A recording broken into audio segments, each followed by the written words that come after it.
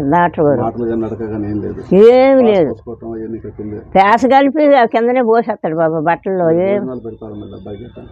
భోజనం నేనే పెడతా. ఎట్లా పెడతారు? అగో అలాగే పడుకొని ఉంటాడు. గంట కాలం అవుద్ది ఇంత అన్నం తినేపాటికి.